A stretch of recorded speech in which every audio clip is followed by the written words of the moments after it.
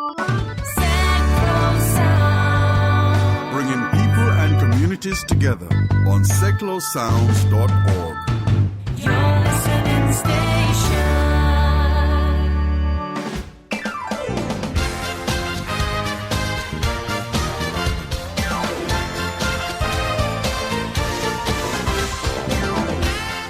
Hi, I'm Terry Sullivan and welcome to the Sticks radio show here on Seclo Sounds, bringing you interviews and news from the world of entertainment around hearts, beds and bucks. The Sticks magazine is the most talked about what's on and lifestyle guide covering hearts, beds and bucks. You can read it or subscribe for free by going to www.the-sticks.co.uk. Hope you had a great weekend and welcome to this Monday's show. We have two guests today from different ends of the musical spectrum. Later on in the show I'll be talking to a lady called Katt Strike, who's been making waves on YouTube, very much like Sandy Tom did a few years ago, and did Sandy Tom no harm. And towards the end of the show we'll be playing a track exclusive to us that Katt recorded for me last week. It's called How Does It Feel Now? That's an exclusive play for the Sticks radio show here on Seclo Sounds. Hope you're going to enjoy that. But first I have a gentleman who's been in the music business for a number of years. He was with the iconic band The Drifters, and his name is Roy G Hemmings. We'll talk to him after this song. This is his version of the classic Edwin Starr song SOS Stop Her on Sight.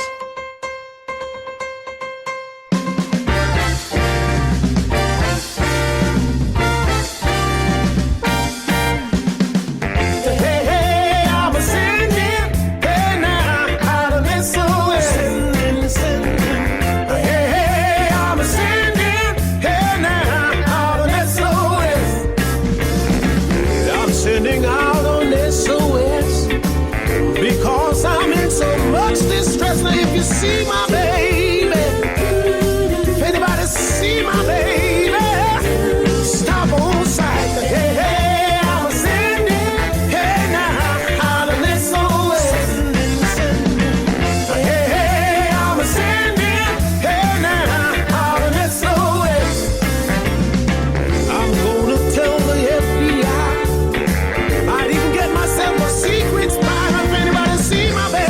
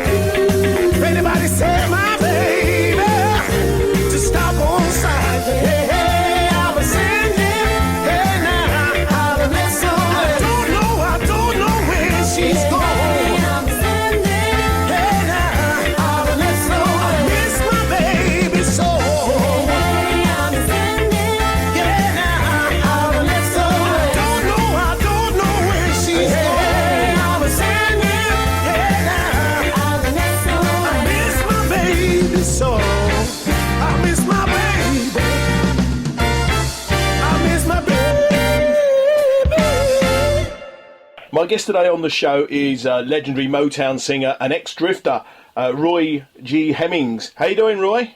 Hey, I'm not too bad. How are you doing? I'm great. It's great. It's an absolute pleasure to talk to somebody like yourself. Thank you, man. It's all right.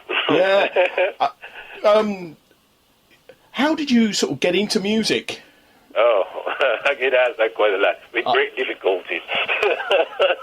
That's probably how you get out of it, isn't it, now? No, it's,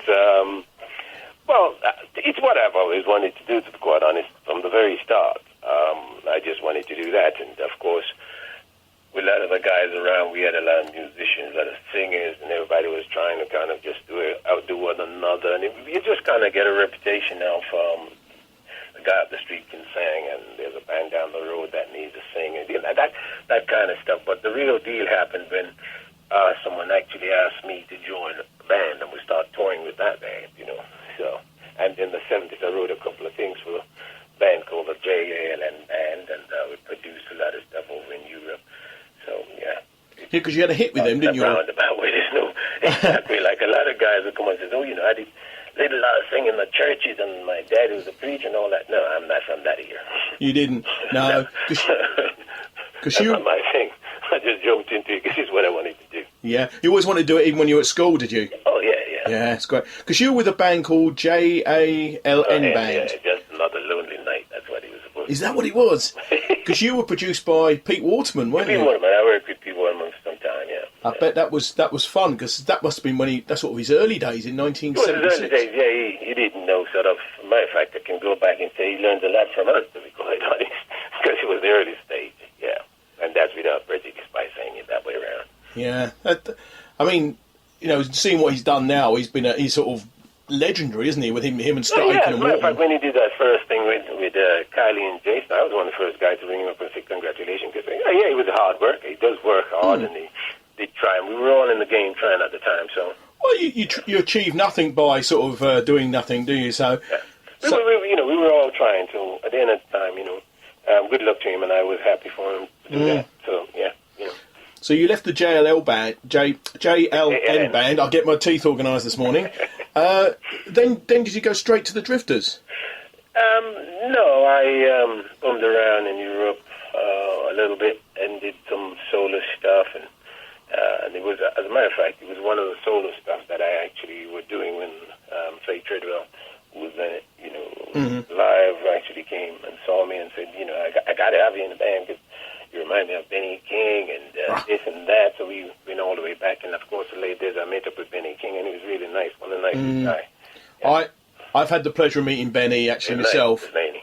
He's an absolute legend. I mean, he's coming over here actually in August, I believe. Yes, he's over. He's doing a few shows, I think, with Jimmy James. That's right. I'm hoping to get him on the show, but we're waiting for the confirmation when he's coming over and all that business. It'd be great. I have had the pleasure of meeting him and interviewing him before. He's an absolute legend, as everybody says, as well. He is. And a really genuinely nice bloke. Yeah, he is genuinely nice bloke, yeah. I must admit, the Drifters to me are a great group, and I will tell you a little story. A little while ago, I went to see the current Drifters, the Treadwell organisation have got, and it was in a theatre locally. I won't say which one actually, just in case the people are listening. And behind me were four ladies, and the guy came on at the very beginning and explained about the legacy of the Drifters and Craig McFadden and all the sort of the great names, and explained that apart from Benny King, they were all tried to make it legitimate. they were no longer with us. Yeah. And then these guys come out about 30 years of age. They were young lads. Yeah. And at half time, one of these women turned around to the other one and said, "Oh, which one of them's the original Drifter?"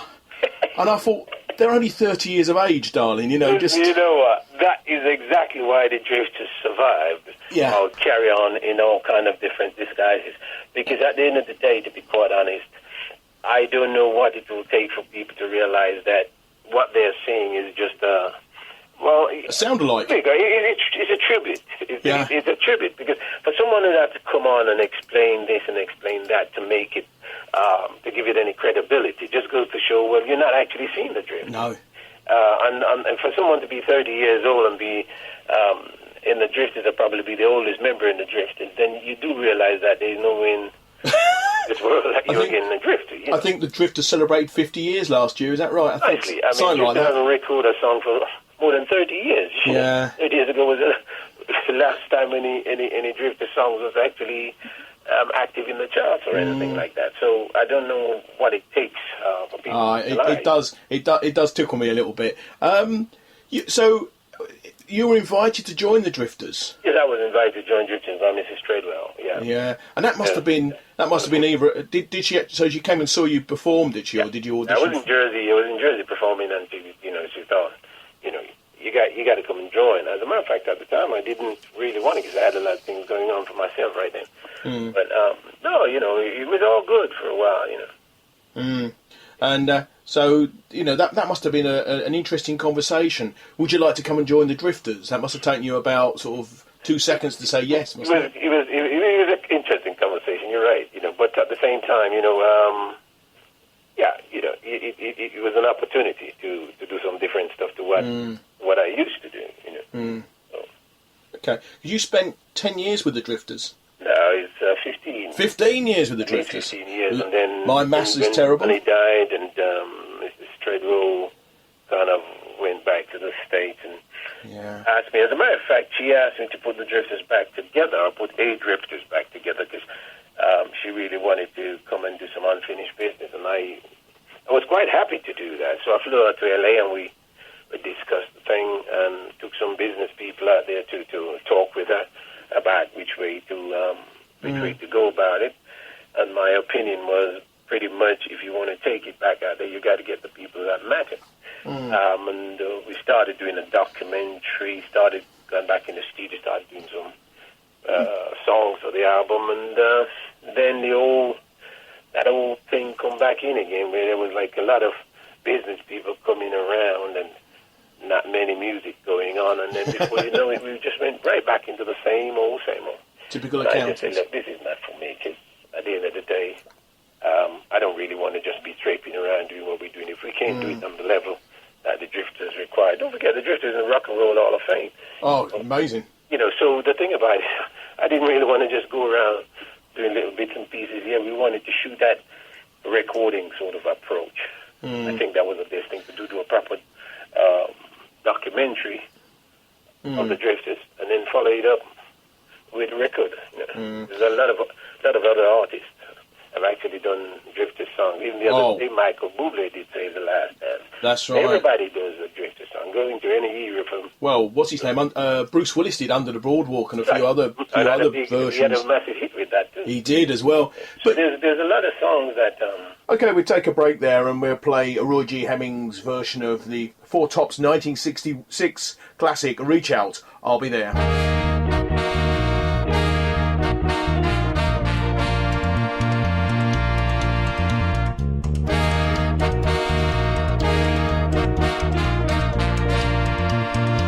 Now if you feel that you can't go on because all of your hope is gone, and your life is filled with much confusion, until happiness is just an illusion, and your world around is stumbling down, darling, come on girl, reaching out for me, reach out for me.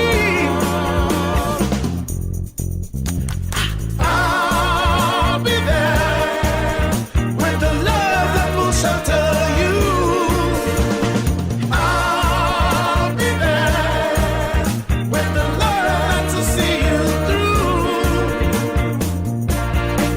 Now if you're lost and about to give up, and your best just ain't good enough, and your world has gone cold, and you're stepping out all on your own, and you need a hand to hold, then darling, come on girl, reaching out for me, reach out for me.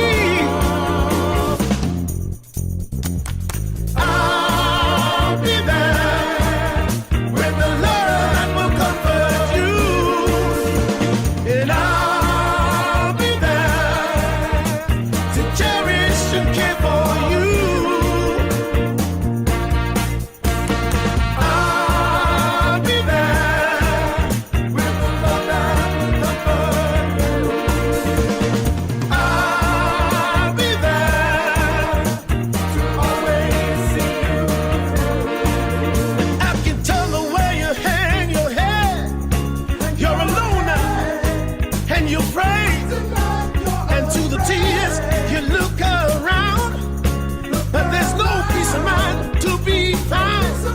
I know what you're thinking, you're alone now, no love of your own. Well, darling, come on girl, reaching out for me, reach out for me. Take a look over your shoulder.